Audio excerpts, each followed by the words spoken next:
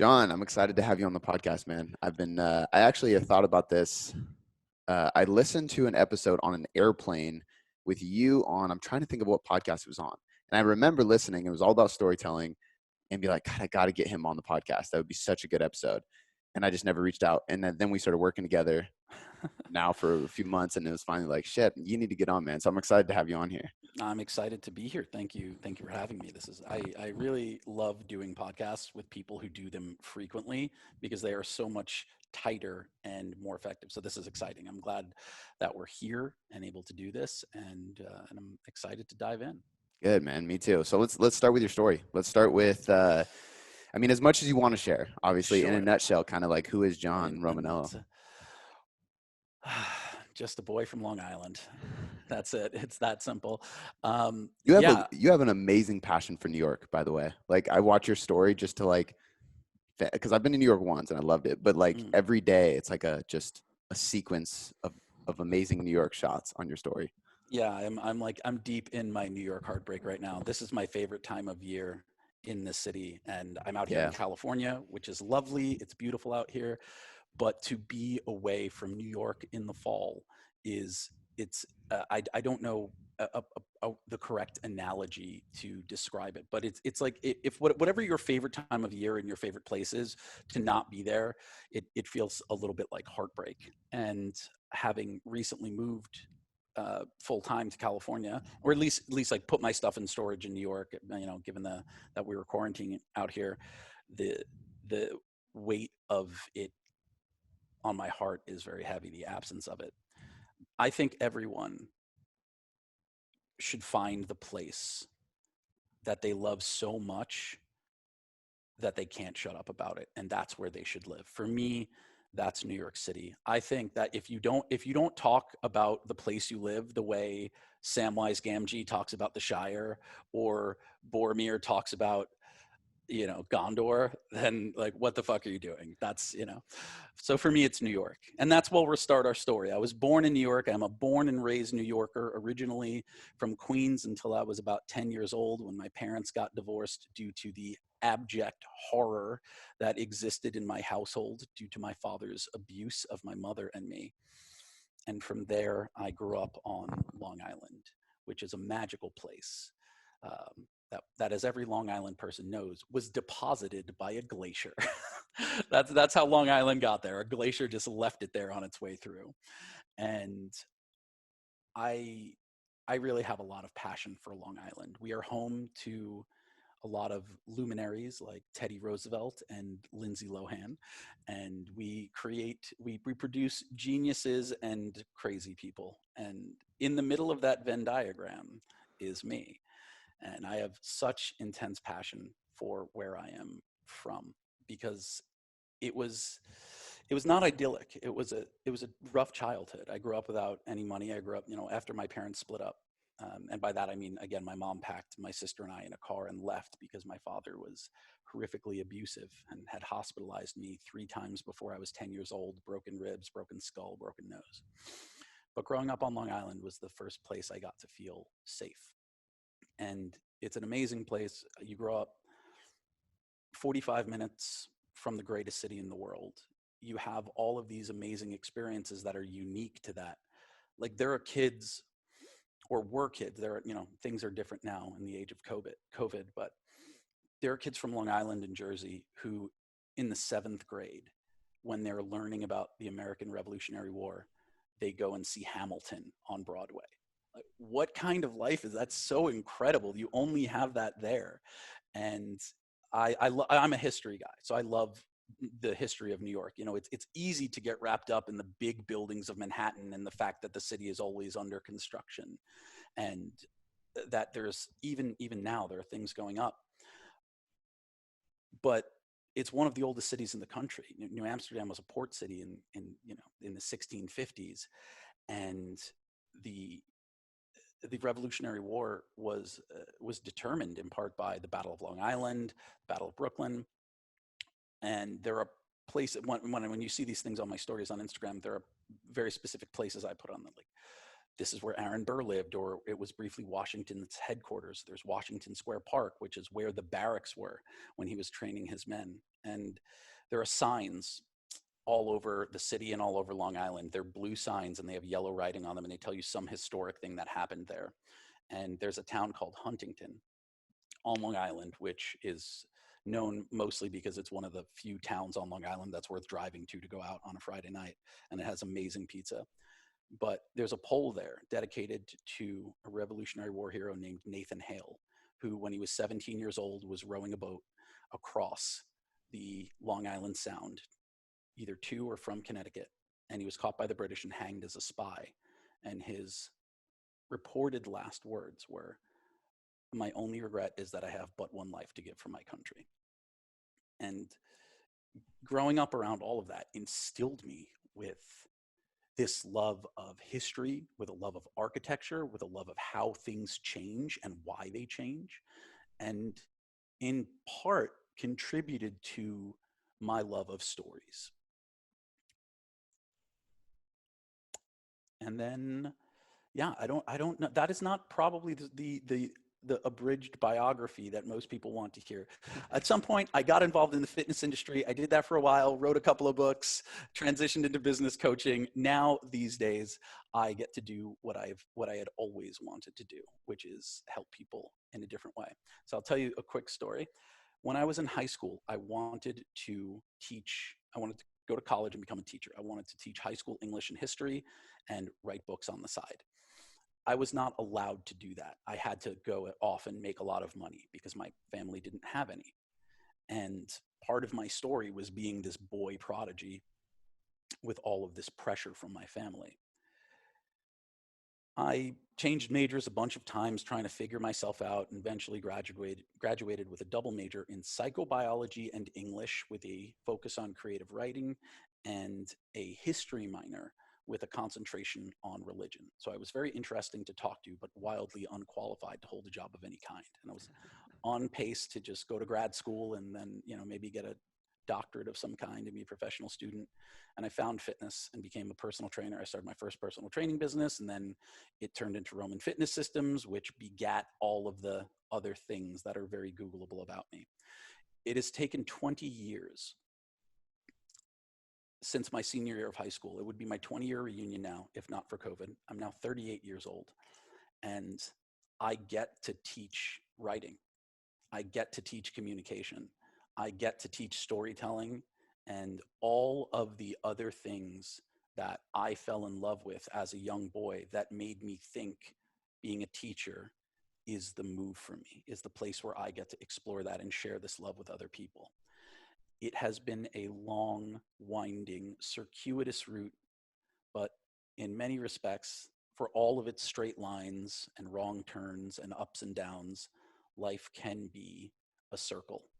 And after 20 years, rather than getting paid $140,000 a year at the absolute most to stand in front of a room teaching high school English and history and tutoring and hoping every year for that one kid who, like me, fell in love with the material, now I get to have my own businesses and work with people like you who want to learn these skills to improve their lives.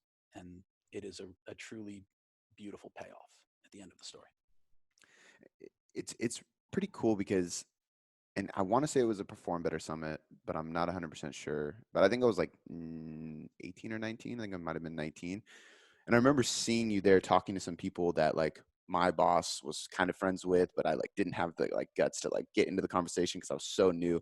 But I remember observing and seeing you, and then like Googling you and seeing what you have done and reading some of your stuff. I bought your books, Writing for Fitness, How to Get Published, How to Blog, like all those that you had like a series of them, right? Mm-hmm. And it really got me into writing. And it's funny because it's like twofold. One, it's so cool to see your evolution now that I'm becoming pretty close with you. Now I can really understand it better.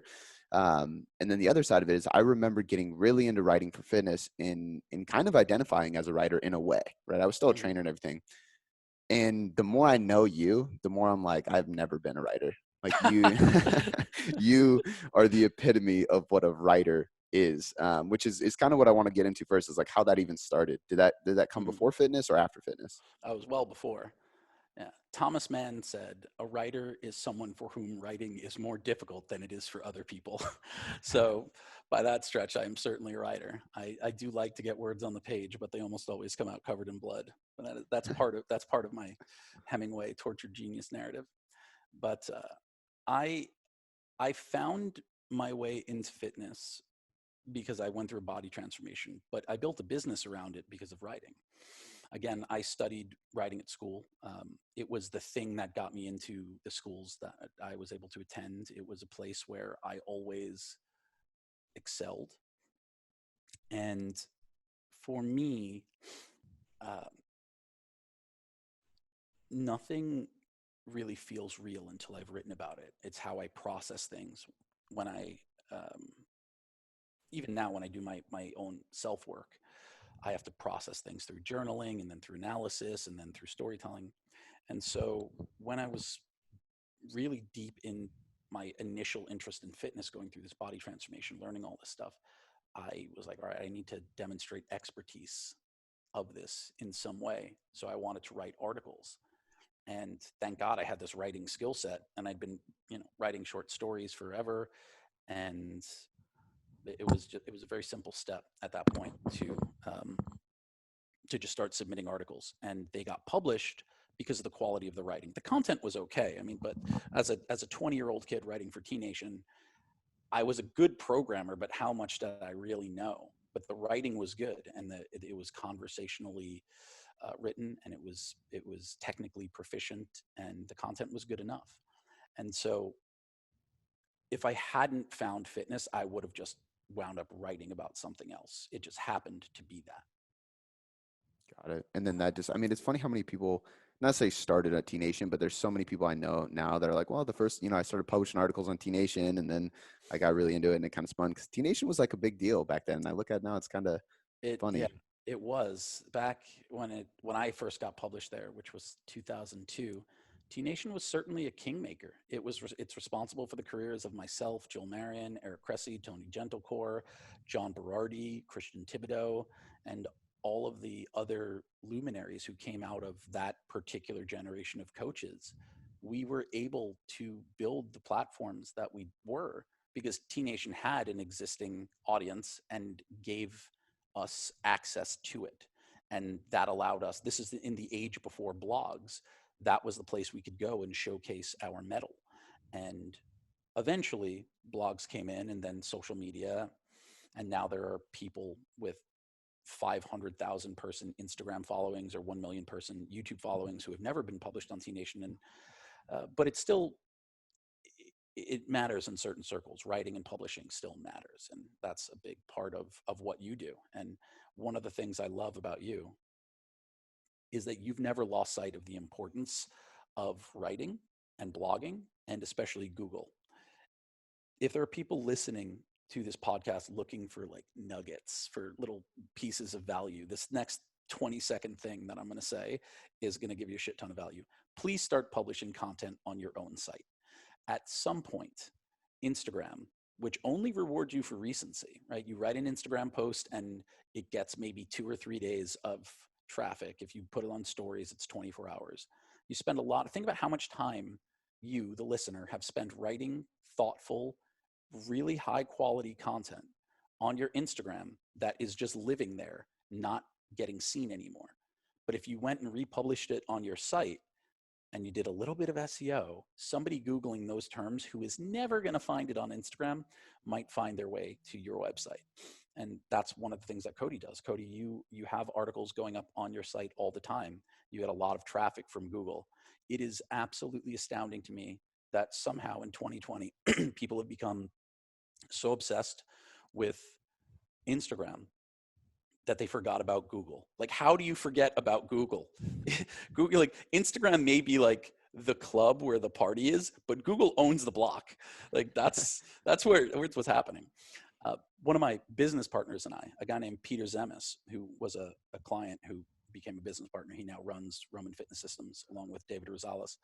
We created an offer called Content God, and the entire sales page, which is probably one of the best sales pages I've ever written, is about exactly this problem. And what Content Gods does is we have writers and editors. We go and pull all of the old content from your Instagram and turn it into high quality articles and or like ultimate guides or downloadable PDFs.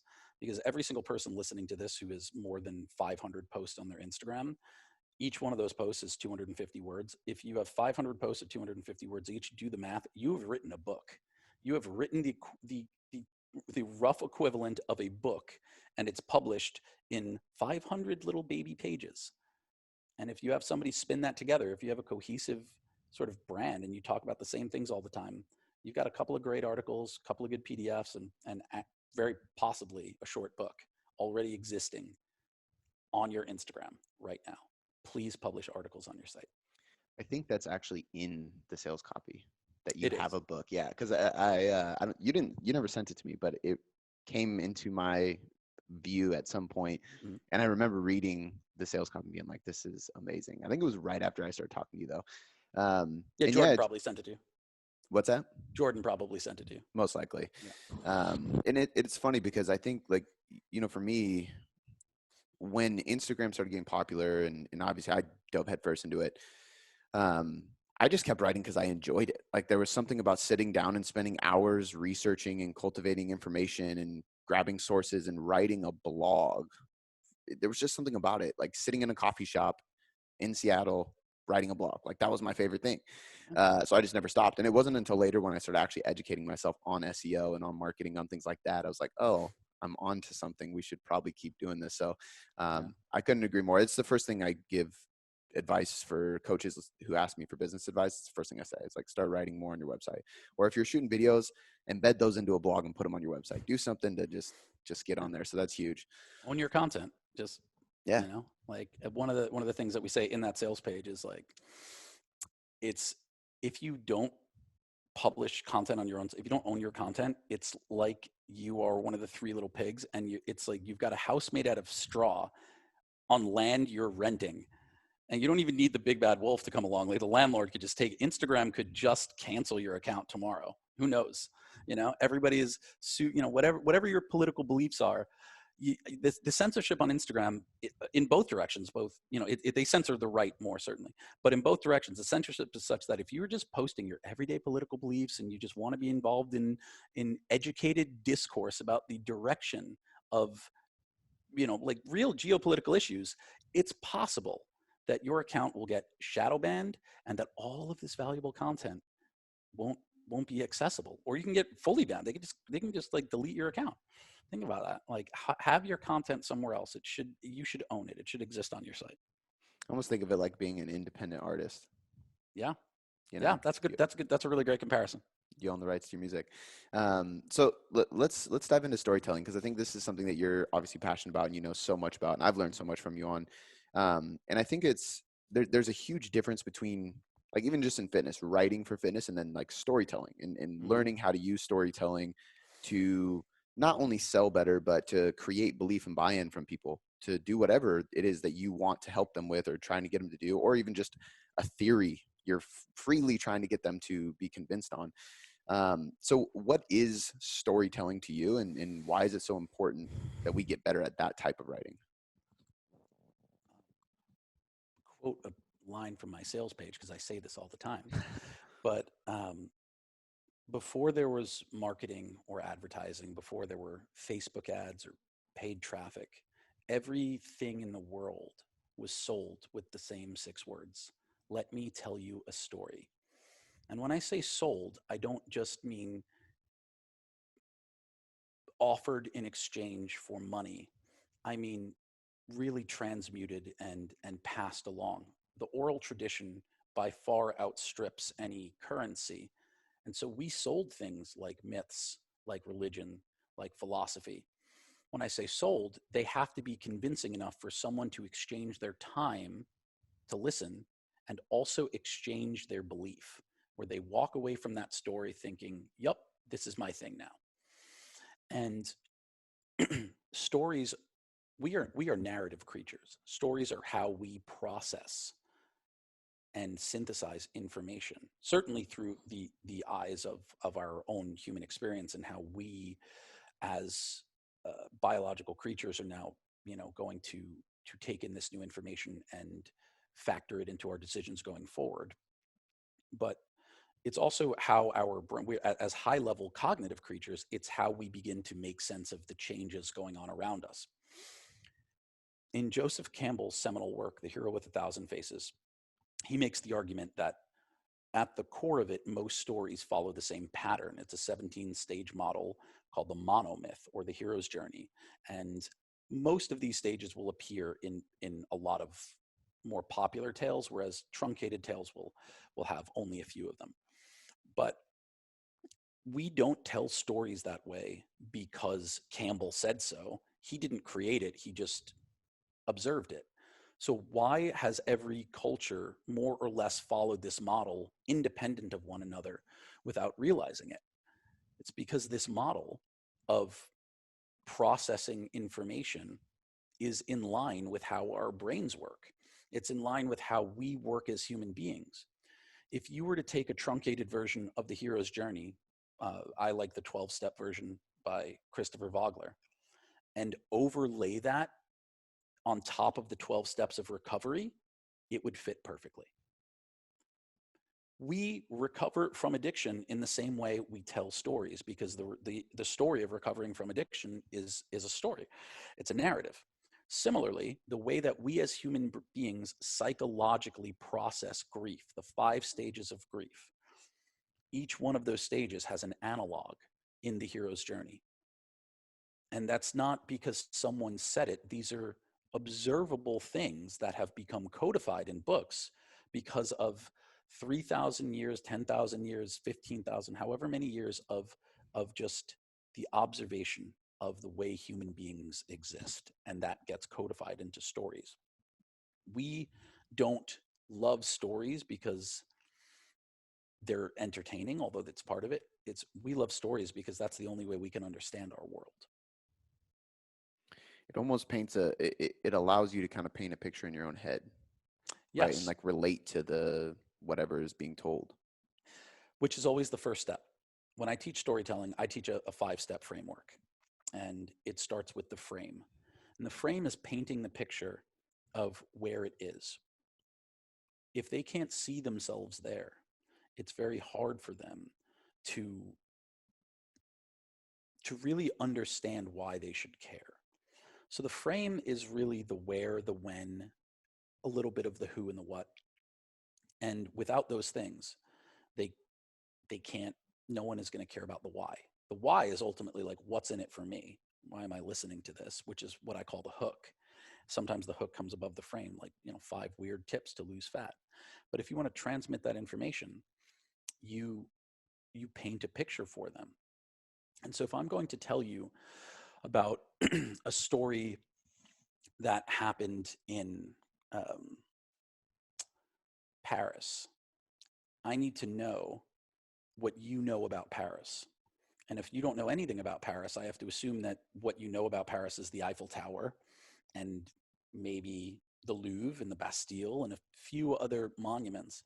And so if this is happening on some small, quiet street that is, in view of the Eiffel Tower, it's a cafe where Hemingway once sat and drank wine and coffee with Fitzgerald, then I would need to paint the picture of what that looks like. If I tell you this story happened in Manhattan, in New York City, where as you know, I love, you've been to New York once. So your experience of New York was possibly skyscrapers in Times Square. But the things you see me post on my Instagram, is that what I post? No, it's all like brownstones and tree-lined streets and little places in the West Village. So if you're not from New York, and I'm telling you a story about New York, let's say, this is a story about the first time I met one of my best friends. At the time, we knew each other just from the internet, and he had been in the Navy for 10 years. He'd been a client of mine, and we were meeting in person for the first time. This was in the West Village, which is quiet, tree-lined streets. None of the buildings go above 3 stories. It is the exact opposite of what you see in Times Square and everything that every New Yorker wants in terms of the housing they could never afford. It was autumn and the leaves were gold. And so just by doing this, I'm like, you now know that there's a character that I'm meeting for the first time. He becomes my best friend. I'm describing the scene. And through doing this, I'm inviting you in and showing you a piece of New York. On the other hand, if you're a New Yorker, I could just say, the first time I met one of my best friends, we went for coffee at a shop called Coppola Cafe, right on the corner of West 4th and Jones Street. So I can give you more specific information because I know that contextually you'll be able to create that vision without me needing to paint it as much. So when you frame a story, this is just like writing sales copy. You enter the conversation through their door. How much do they already know measured against how much they need to know? And that's the information that you fill in to draw them in. When you watch movies, you know, one of the first things that you'll see in a film, if it takes place in a city, for example, is what's called an establishing shot. So you'll just see like the skyline of Manhattan, and all of a sudden you're like, okay, this movie takes place in Manhattan. And so they'll hold that for about 2 seconds. And then the next thing is the scene of the bank robbery. So we know that this bank robbery is happening in Manhattan because it gives us this idea. It just sets in our mind, all right, now I know where I am, so I can care. Are you okay with going through all the steps? Yeah, absolutely. Okay, cool, cool. Now I'm curious of all 5. So the frame is painting the picture of where it's happening. Yeah. The hook is ultimately the promise that you're making in the story. Often in the type of writing we do, it comes before the frame. It's the subject line. What am I going to get out of this? But I rank them in terms of like how they appear linearly in a story. So it's frame, hook, then there's turn. When I say turn, people often confuse it for twist. Not all stories have twists. Not all stories have to have like some big surprise ending. A turn is any place in the story where there's a joint. Anytime that things change, it's, you know, it's causality. It's when do we get to the next thing? What's the action? Then there's the dive. The dive is details. It's fleshing out everything, the characters, you know, whether it's backstory, whether it's the data that's happening, whether it's the conversation that's occurring in detail. So dive is just details, diving deeper into the experience. And then the last is the payoff. It's the punchline. It's the value. It's the conclusion. At the end of listening to this story, did I get what I was promised with the hook? If you tell me 5 unusual tips to help you increase your non-exercise activity thermogenesis by 15%, then at the end of that article, I better have those 5 unusual tips. But if you're telling them to me in a story, then, you know, each one can be like, here's how I discovered this thing that I now do, that I now teach to my clients. I think like the biggest thing that I can recommend to people is, obviously I'm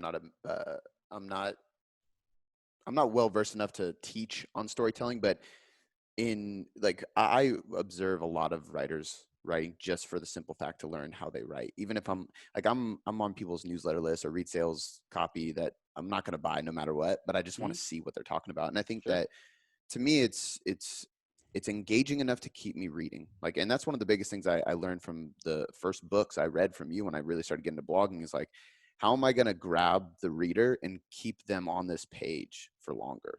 And I often tell people who, and you can tell me if you think this is somewhat relatable or good advice. When they ask like, I've been at the question, like, how do you structure an Instagram post? How do you decide what's right? And I used to say, relate, educate, opportunity shift. So how am I relating to them? How do I educate them? And then give them a new opportunity, which is kind of like a turn or a sales pitch or a call to action or something different, a new possibility for them, which is a much more simplified version of the actual art of storytelling. Yeah, absolutely. I think that's fantastic. So on a micro level, the job of every sentence is to get you to read the next sentence, right? And so that is both the content and the craft. If it's a well-written sentence, you'll keep reading, even if you don't particularly care what's going on. And with Instagram posts, yeah, you get their attention, and then you give them something of value. You educate them, and then, it's only, if Instagram posts only are 2,200 characters, which on average is going to be about 215 to 230 words, depending on how long they are. That's not very long. It seems long because the font is small and the screen is small, but the the goal is to just get them to read the whole thing. And if the writing is good, if it's dynamic, if it's personality driven, then it's much easier to do that. And a story will always be, always be easier to read than a pure educational post. Do you think being somebody who is open and wants to just experience life, let's say, it's going to help you storytell? And the reason I think of this is because I got a question asked to me yesterday when I was getting interviewed on somebody's podcast, and they were just like, you seem to want to do new things or learn new skills or just try shit all the time. And my thought process was like, well, like the more I do, the more experience, the more interesting I become, and the more I have to talk about, the better I can tell stories and relate to people and talk to people and create some kind of human connection. Do you find, because I would say you're a very, very similar, very interesting person with a lot of stories to tell and a lot of experience. I have met a number of people who I would consider to be very interesting. And I think that they have a lot of amazing stories, but they are terrible storytellers. And so the being interesting and doing a lot of interesting things and weird shit and going out and learning new skills is a great way to collect the material for your stories. It's a great way to collect experiences and stories. The skill of storytelling doesn't immediately come with that. And I I never, I try to turn the part of my brain off that's a storytelling coach and teacher when I'm just at a wedding listening to someone talk. But it's amazing how many times someone will go off on a side tangent and just interrupt their own story with this other thing that comes up, and now they're talking about that thing. And I, in my head, I'm like, wait, no, go back. I was enrolled in that story. And so then I have to remind them, so what happened with the dog or whatever. So it is a skill. And the greatest part of that is self-editing. It is being aware that you have to go from beginning to end, and you can have a few little tangents, but if you take a side road and wind up in a different destination, that is a problem. And the way to do this is just practice, just over and over. And so the three stories that we all tell all the time are answers to the questions: where are you from, what do you do, and how did you meet your significant other, your business partner, your romantic partner, whatever. We get asked these all the time. If you go to a wedding, those are the three questions the people at your table are going to ask. Where are you from? When people are asking, hey, Cody, where are you from? They don't just want to know where you were born. What they really want to know is how you got from there to where you are now. And it's an opportunity for you to share a little bit. Like when people ask me about where I'm from, I'm like, I could just be like, oh, I'm from New York, and they'll just assume Manhattan. But I say, I am from a mystical place called Long Island, about 45 minutes east of New York City. I grew up in a town called Glen Cove, which is right near Sagamore Hill, which is an old estate that was owned by Teddy Roosevelt. And I, and then I can go off about what it is and a little bit about Glen Cove. So I lived on Long Island until I went to school in upstate New York, and then briefly lived, in Manhattan. And then I was back on Long Island when I started my personal training business. In 2009, I moved into a neighborhood in Manhattan called Hell's Kitchen, which is like one of the most gentrified areas at this point now. But at the time, there was not a lot there. And it had been tough Irish gangs warring over territory for about 100 years. And that stopped about 15 years before I got there. And it was just like weird, desolate gas stations and cheap luxury apartments. And now it's one of the new hearts of the city. And I've lived in Manhattan in some capacity since 2009. And I hope that I die there at a computer. I hope that the way I die is to hit the period on the last book. The last word of the last sentence of the last book I'll ever write, and die in my chair. that is what I hope for my life. And so if you ask me where I'm from, you're going to find out how I want to die. You know, like that's a story. That's, Yeah. you know, like most people probably don't want it to be quite so maudlin, but I could give an edited version of that. When they ask you, you know, how did you meet Shannon? There's an answer for that. But the reason I say to practice those three stories is because, like anything else, it's a skill. And to get better at a skill, you need controls and you need variables. The control is what actually happened. No matter how many different ways you think about how you met Shannon, you two met however you met. The courtship was however it was. The variable is how you tell that. What is the frame of it? What's the picture you paint of where you were in your life when she entered it, and all of these other things. So it's a beautiful opportunity, not only to practice a beautiful story that wound up in a happy ending. You guys got married. You got a beautiful daughter. Um, but it can also be this love letter. Every time you tell that story, it could be a love letter to your wife. That's a beautiful thing. I love that. I think it's, and I really do think you have to be, I mean, part of me is like, you got to be an open, and like just a person who kind of wears their heart on the sleeve, wants to just tell everything. Cause I'm an open book. I'll tell you anything about me. And that helps me because I can tell you, you know, Shannon's pretty reserved. And so if you ask her how we met, it'll be very simple and she'll tell you. But if you ask me, I'm going to tell you the whole, like, the part where we actually met through Instagram, and that led into a first date, a blind first date, and I got pulled over on the way, sweated out of my shirt. So I Oh showed God. up in a wife beater, like looking like Nice. such a douchebag. Like, so Nice. kind of going on and on, right? Yeah. But she would never go into any of that. So I think it does come from that. But because I want to give people applicable takeaways and things that they can just go start doing, can you tell us ways that people can practice being better storytellers? For example, like reading fictional books. Like, I don't think many people do that, and that's a huge help. Yeah, that's terrifying to me that people don't read more fiction. I know that everyone listening to this podcast is, you know, either listening for fitness content, or most of the people here, I think you're also, you know, maybe fitness professionals trying to build a business. If there's one piece of advice I could give you, it is to read fewer business books. Nonfiction books are great, but most of them can be pamphlets, right? You don't have to read the whole book. You could read a summary and get a lot out of it. Now you read them, but I would much rather everybody read good fiction. If you haven't read Harry Potter, start there. It's accessible. Kids can read it. I don't want to hear how, like, I'm not into wizards. Just you have a responsibility to read Harry Potter because it's a cultural touchstone, right? Like it's part of the zeitgeist. Before Harry Potter was published, there was a 30-year downward trend in kids reading for pleasure. And then this book about a boy wizard comes out and it hockey sticks. Not only does it inspire an entire generation of kids to pick up books and start reading again, it establishes young adult fiction as a commercially viable genre, which begat The Hunger Games, which begat Twilight, which begat 50 Shades of Grey, which created billions upon billions of dollars in book and movie revenue. And if you think that you just like get to not know about that, then you don't deserve to be successful, because it's part of the culture.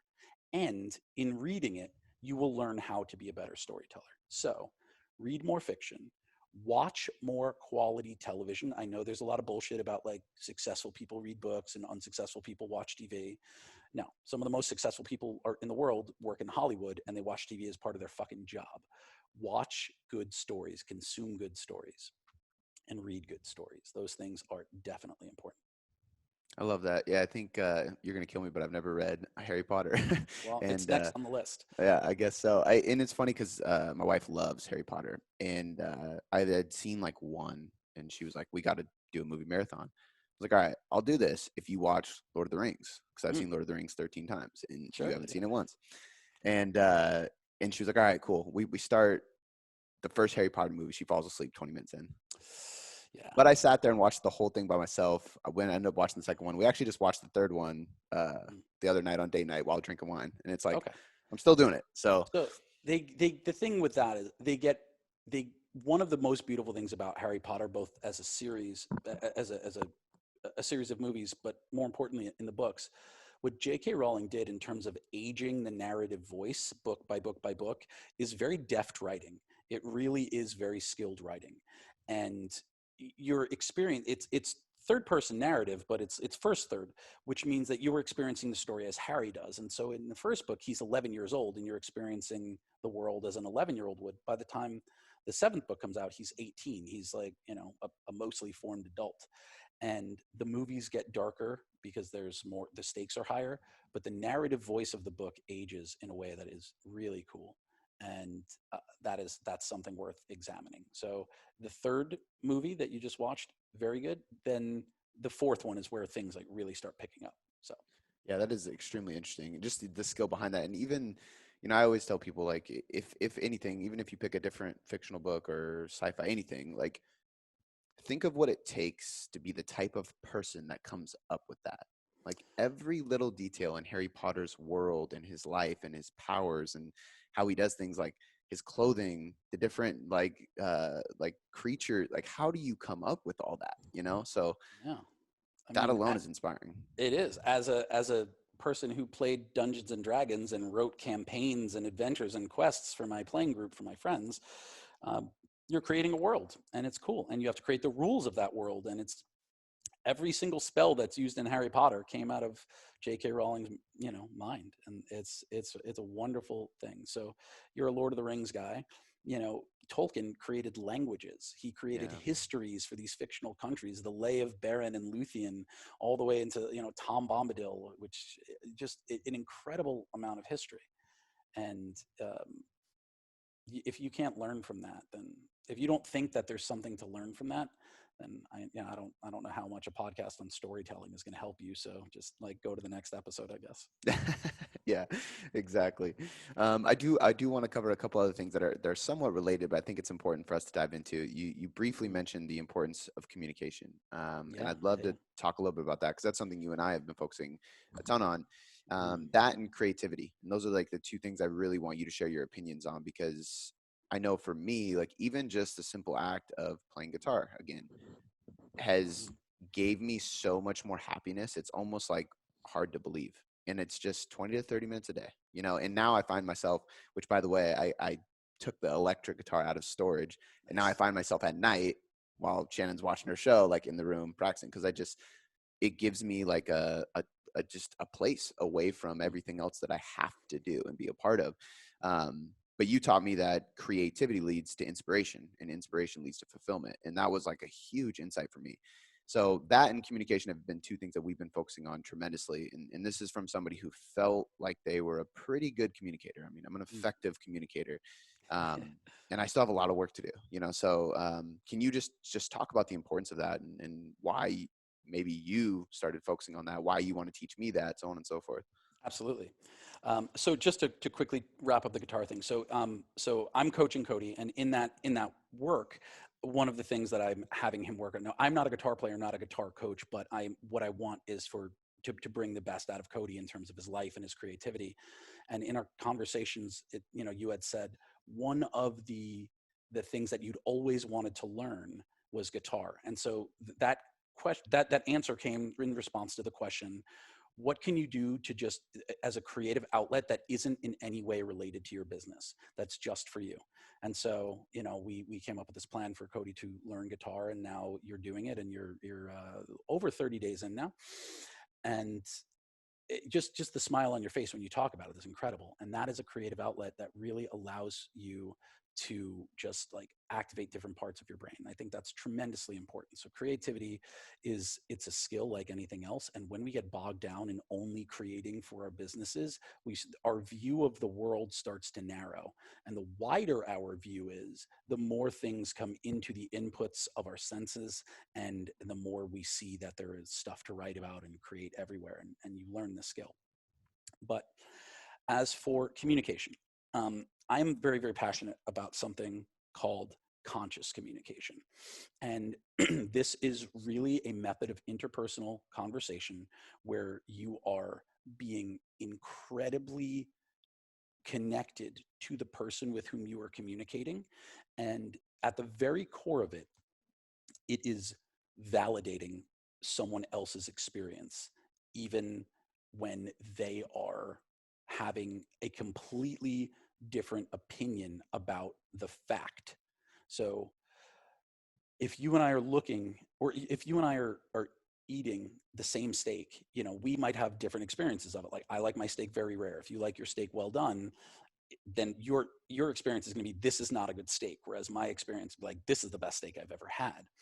And the way that we communicate is, you know, you would say like, oh, this steak is terrible, and I might say, it's so interesting that you say that. For me, this is one of the best steaks I've ever had.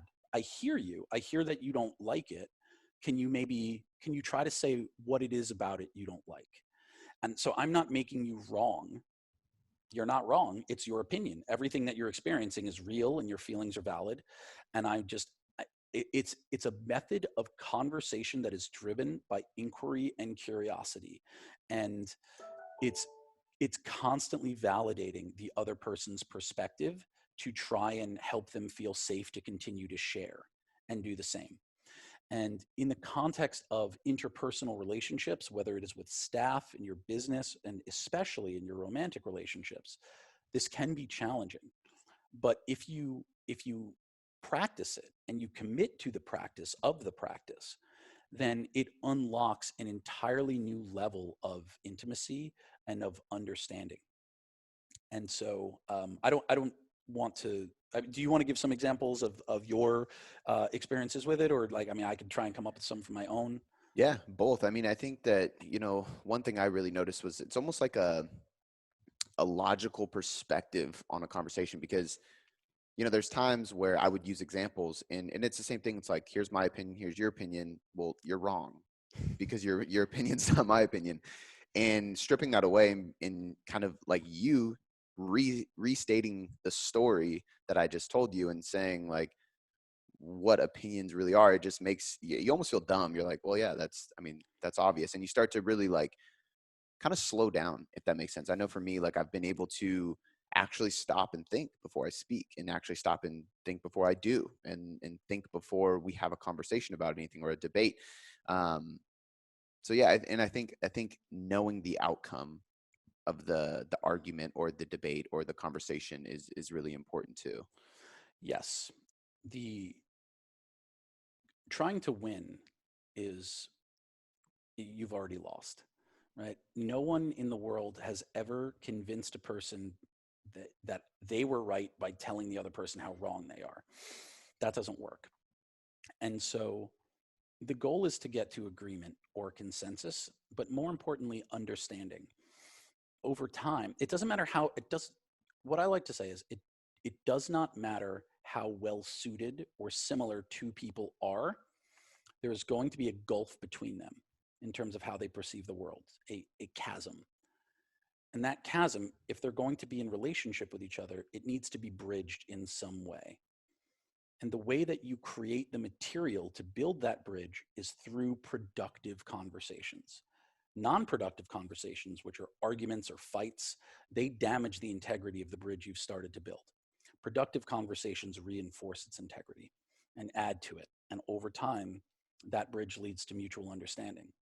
And in my relationship with my romantic partner, Amanda, we have different experiences of the world. We have different views. I'm more logical. She is more emotional. She views things through a more spiritual lens, where I tend to be a rationalist.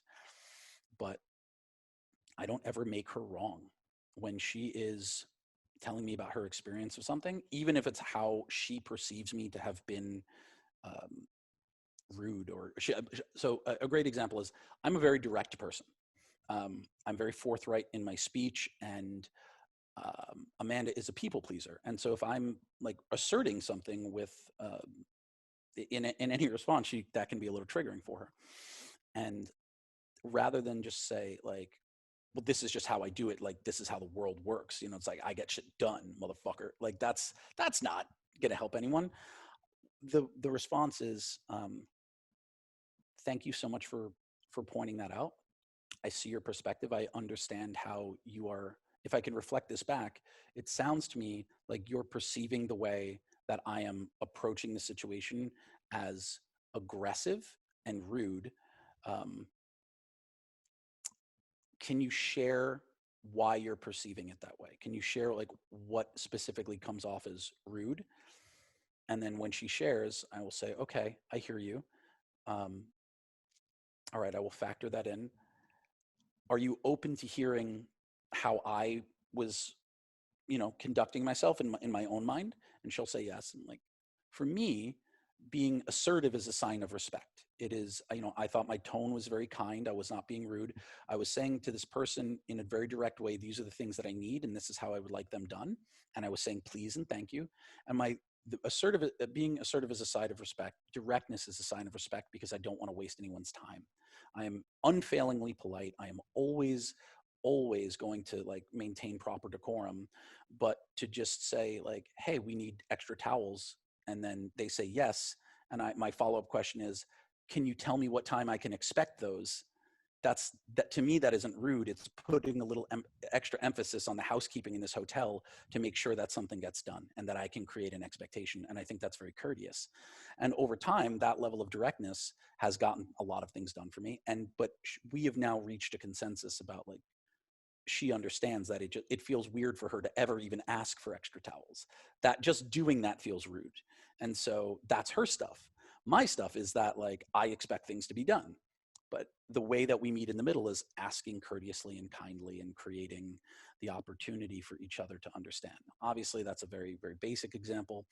The deeper into whatever issues you're having in your relationship you are, um, especially if it's something that it could be a fight, the more important this becomes. So Amanda and I don't fight. We don't even argue. We're always having deep, conscious conversations, and it can be about anything from, um, you know, just how one of us didn't do something that they said they would, or little opportunities like that. I'm trying to think of like big things we argue about. I mean, a lot of times it's just um, forgetting to share something, that happens in relationships. We don't really fight about, we don't really, like politics or religion. We're on the same page there. So it's mostly how we want to like get through the week. And, if she's going to like go out to dinner with her girlfriends, I'm like, hey, I super love that you're going out to dinner with your friends. That's really great. I would ask you to just try to remember that because we normally eat together every day, it's a reasonable expectation that I would have that we're going to have dinner together tonight. So I took out multiple steaks. I was preparing to cook for us, and now you're leaving. That's totally fine. I support you. I want you to spend time with your friends.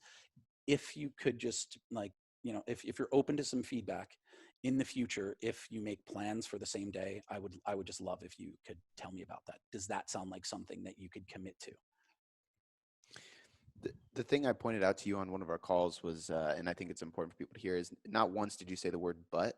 Mm. And to me, but is basically like saying you're wrong, because Mm. it's hey, I completely understand where you're coming from, but, and the Yes. second I say that, it's immediately saying your argument Yeah. is invalid, and I'm going to tell you why you're wrong. So um, it just slowing down to have those conversations. And this applies to clients too. So for people that are like, well, I'm not married or I'm single, and like, how does this work for me? If you're a coach, or if you're working with people, which most people are, if you're dealing with any other individual, this is how you remove barriers, you bring down walls, and you have a conversation that leads to an outcome that benefits both sides. Like you said at the beginning, if you're trying to win, you already lost. It should be more around the lines of, both of us need to be victorious at the end of this conversation. We both want to be better off. And if you can come into it with like this logical, kind of slowed down approach, I think you'll have a much better time, not only with business and with relationship, but just having more meaningful relationships in your life, period.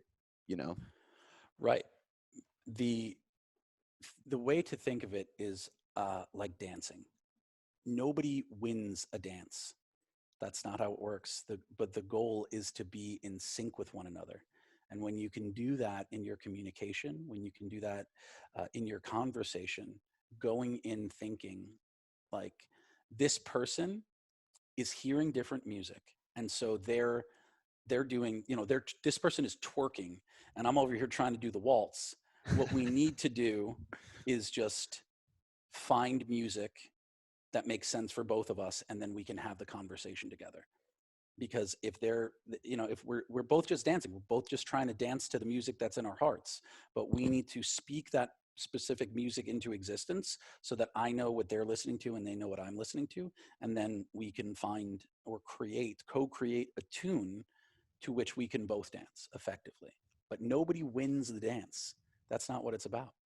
It's a great analogy, and that's just another reason why people should be good at storytelling, because you can come up with analogies that people relate to really easily, and it makes things so much more understandable to get your point across. But I want to respect your time, man. We're approaching an hour, so the last thing I want to ask you is just to shout out everything you have. So like, where can people learn more from you? Where can people hire Oh, you? goodness. What can people buy from you? Oh, You don't all like of it? doing sales pitches, but All of it. Oh, you want all of it? Okay. throw it all out here. All right, all of it. If you are interested in learning how to write effective sales copy to sell yo shit on the internets or elsewhere, we have, and by we I mean my partners and I in my company Wellspring Media, we have an incredible, and it's one of the best things I've ever created. It is called Captivating Copywriting. It is an incredibly robust course. If just to give you an example, there's a 3.5 hour module just on headlines. It's like the Yeah. Lord of the Rings of headline modules. If you don't want to spend 3.5 hours listening to headlines, there's a 2 hour quick start module which will give you just about everything. It's I think the best copywriting course around, in that it is the most entertaining while also offering the highest value for the best price. I agree. It is code. Do you want to do a discount code for your people if they buy it? Absolutely. We'll just do boom boom. All right. So Yeah. I'll have to remember to go put this in before this gets published. But if you do boom boom as a coupon code, the price will go down from right now it's retailing at $12.49, so it'll just go to $9.97. So you get it for $1,000. Thank you, man. And So just so people know, I've gone through this. I have somebody on my team going through this. I've sent the link to purchase it to like 6 different people, because it really is the best thing out there on no, thank you. copywriting. Like, it's the most comprehensive and easy to understand. I love how you said it's a 2 hour quick start. It is. I mean, it's like Yeah. if you could learn the skill of copywriting in 2 hours and start making Yeah. money on hour 3, then I think that's pretty good. Yeah. So that's Captivating Copywriting. Other stuff. If you are looking to improve your writing or want to write a book or other big project, I have mentorship available where I do 3, 4, and 6 month containers of book mentorship or just writing coaching, where you could do either 2 or 4 calls a month where I'm actually leading you through the process of writing your book. So like right after this, I have a call with someone for book writing. So at any given point, I'm working with about 5 people. I am finishing a few. So I might, depending on when you listen to, I might have one spot open. It's very time intensive for me. If you want to write a book and become a better writer at the same time, that's what you should be doing. I do a la carte business calls if you just want to like get on and talk some shit about your business.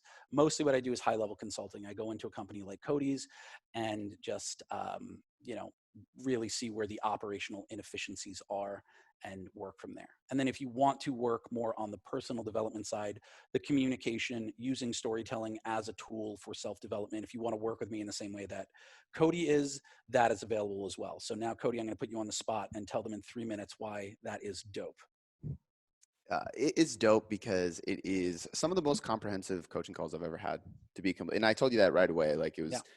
I was blown away even just at the amount of time you set aside for our call, and so diving in depth and it actually reflected into the coaching I do quite a bit, because I took some ideas from you of like, man, this is so impactful for me. I'm going to do this for my clients as well.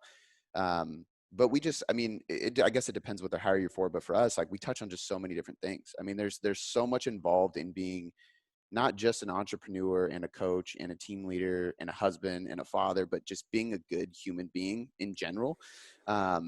And you have a lot to share, man. You have a lot to teach, and I've been taken away so much from it. Even Shannon said, like, every time you get off the phone with John, you're glowing. It's crazy. And I was like, I fucking love this guy. Like, it's a really great relationship. So I can't recommend it enough. And if the spots are still open when this comes out, I would highly recommend anybody who is similar to me in any regard, definitely jump on it. Oh, thank you, man. That means a lot. Yeah, and just so you know, and we'll just have a little bro love moment that everyone has to listen to because they're already an hour into this. Every time I get off one of our calls, like, Amanda is like, "You like fucking love working with Cody. You're glowing."